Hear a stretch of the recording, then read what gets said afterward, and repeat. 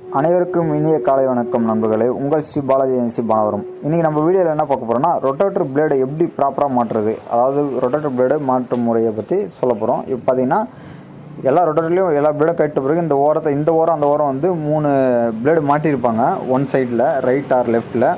அது பார்த்திங்கன்னா இந்த வெட்டுற பொசிஷன் பார்த்து கரெக்டாக இது வந்து லெஃப்ட் சைடு மாட்டுறோம். இப்போ ஃபஸ்ட்டு பார்த்திங்கன்னா அந்த அடையாளத்துக்கு கரெக்டாக வச்சு மாட்டிங்க. இப்போ 3 ஆல்ரெடி மாட்டியிருப்பாங்க, அந்த பொசிஷன்லேயே வச்சுட்டு மாட்டுருங்க. இப்போ பார்த்திங்கன்னா இது வந்து லெஃப்ட் சைடு வெட்டுறது கத்தி இது போல் மாட்டிட்டு, அதுக்கப்புறம் ஒன்றுக்கு ஒன்று நேராக, அதாவது இந்த கார்லேருந்து அடுத்த காரு நேராகவும் ஒரு ஸ்டெப் கீழவும் அது போல் வைக்கணும். இப்போ 2வது வரிசை வைக்கும்போது இப்போ நான் காட்டுறேன். அது பாருங்கள், ஒரு ஸ்டெப்புக்கு ஒரு ஸ்டெப் நேராக, அதாவது கீழே இறங்கணும். இந்த ஸ்டெப்புக்கு அடுத்து கீழே, அதுக்கு அடுத்து கீழே, அது போல் ஒன்று கீழே. இப்போ இந்த காருக்கும் பார்த்திங்கன்னா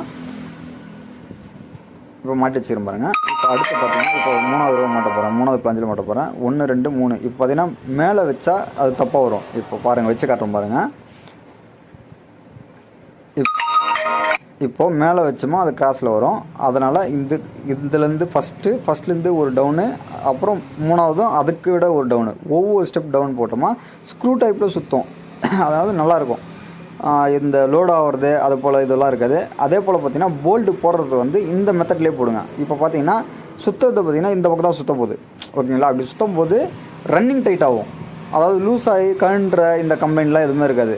இந்த டைப்பில் பண்ணால், இதே வந்து போல்ட் ஆப்போசிட்டில் போட்டிங்கன்னா லூஸ் ஆகிடும் கண்டிப்பாக. நீங்கள் என்ன தான் ஏர் கன்னில் டைட் வச்சாலும் ஆப்போசிட் சைடில் போடும்போது லூஸ் கண்டிப்பாக ஆகும். இப்போ பாருங்கள், இதுதான் ஃபுல்லாக மாட்டியாச்சு. ப்ராப்பராக மாட்டுறது இப்படி தான் மாட்டணும். இப்போ பார்த்தீங்கன்னா 1லேருந்து 1 அப்படியே கீழே அப்படியே ஸ்க்ரூ டைப்பில் போனால் நம்ம வெட்டுறது வந்து லோட் ஆகாமல் நல்லாயிருக்கும். இது பாருங்கள், ஒரு ஸ்டெப்பு ஒரு பேட்டர்னாக இறங்கி போகணும். அப்படியே ஸ்க்ரூ டைப்பில் இருக்கும். இப்போ இந்த ஸ்டெப்பு இறங்கி போச்சுன்னா அந்த பக்கம் அப்படியே ஒரு ஸ்டெப்பாக ஏறி வரும்.